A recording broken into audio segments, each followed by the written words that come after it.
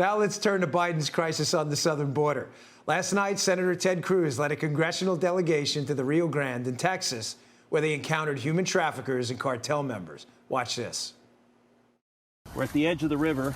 On the other side of the river is Mexico. On the other side of the river, we have been listening to and seeing cartel members, human traffickers, right on the other side of the river, waving flashlights, yelling and taunting Americans, taunting the Border Patrol, because they know that under the current policy of the Biden administration, they can flood over here. They're getting paid $4,000 or $5,000 a person to smuggle them into this country. And our policies, when they smuggle them in, the Biden administration releases them.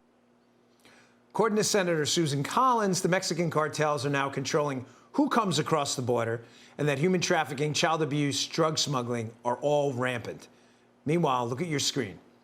These shocking new images from inside one migrant facility show just how horrific this crisis has become. As overcrowded border stations are now packed, men, women, and children. Joining us now with the very latest is Fox News contributor Sarah Carta, live from Roma, Texas. Sarah. Hi, Dan. Yeah, I'm here in Roma, Texas, where right behind me there is actually a makeshift processing center because so many people have been flooding through this small border town. I want to show you something here, Dan, just to give you an idea. Within less than 5 minutes, I picked up all these armbands. These armbands are basically given to the migrants that are crossing illegally by the drug cartels. They say things like llegadas, that means you've got here. Other things like entradas or entregate, turn yourself in. These armbands are issued by various different human trafficking organizations. They're like tagging people like cattle, and they're charging them various different prices, according to the Texas Department of Public Safety, who I spoke with, as well as the Border Patrol. I spent some time with the Texas Department of Public Safety that, through Governor Abbott and his Lone Star program, is kind of filling in the gaps for the Border Patrol, both on land, sea, and air. And I want you to take a look at this. What is the real national security implications of these cartel wars and these drug cartels in Mexico? So right now, because of the current situation, we have an increase in criminal activity. They're desperate right now.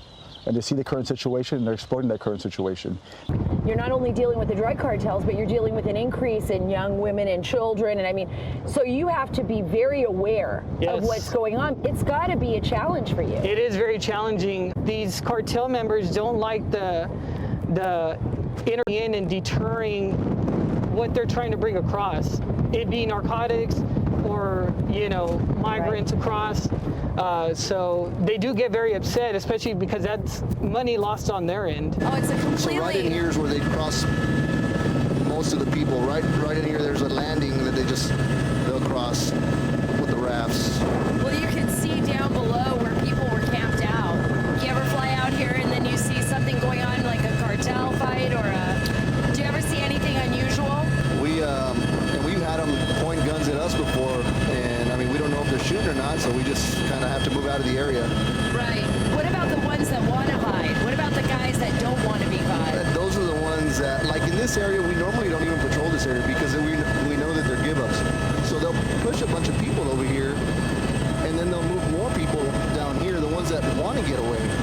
And those are the ones we want to catch and see why are they trying to get away. And then further downriver, they may push a load of dope all at the same time because they know that our manpower is just, we're stretched thin. We're stretched thin. Dan, as I'm talking to you right now, I can literally hear people behind me in the brush coming through. It's incredible. You hear the dogs barking, you hear the people moving, you hear that movement. They are walking straight up. They are turning themselves into Border Patrol. That's directly behind me. Now, last night, I spent some time with roughly about 19 senators that showed up here to see what was going on. Senator Ted Cruz, Senator Lindsey Graham, Senator Ron Johnson, and others who were here because they know this is a crisis. They know this is a problem. Even the night that I was there last night with Senator Ted Cruz, I ran into a group of migrants in the darkness. I mean, they came out to me, Dan. They were scared. They were frightened. I told them, you know, I'm not law enforcement. I'm a journalist, and that they were willing to talk to me. I mean, it's a really frightening situation, but I want you to take a quick look at what we did last night. This is your state. Yeah. And you see what's happening here. What goes through your mind? What's the first thing? It's heartbreaking. Right. It is a crisis that's unfolding, and it's getting worse and worse every day. Most insanely dangerous, dumbest thing I've ever seen. You can hear. Well, you can hear the smugglers look at across this. the way, Okay, right? see this is a sign put down by the federal government to let illegal immigrants know where they need to go to turn themselves in. What's going through your mind as you see this? This is a disaster, and it's a man-made disaster, and Joe Biden is the man that made this disaster. Dan, that night, we could literally hear the smugglers yelling at us, taunting us. They were screaming, "Hey, Jefe," laughing. They were making fun. They actually thought that it was probably just Border Patrol there, and they were dumping people off onto the banks. Children as young as 3 years old. I want you to just think about that. Little children in the middle of the night in some of the most dangerous situations, some of the most dangerous terrain. And right now, as people will probably be crossing in a little bit, the smugglers and the drug cartels are moving drugs and other contraband in other areas of the border. We are going to be back Monday night with the full package. We're going to be working through the weekend. And neighbors here, just to wrap it up, they came out to talk to me. They said they've never seen anything like this. And this is coming from a small border town here in Roma, Texas. They have people in the back of their yards huddled up in the middle of the night. They see families walking through here. And they also tell me that they're terrified, that there aren't just good families, but there's some really bad people. I hope everyone joins us Monday night. Yeah, Sarah, thank you. You've been doing tremendous work down there covering this exploding crisis. It's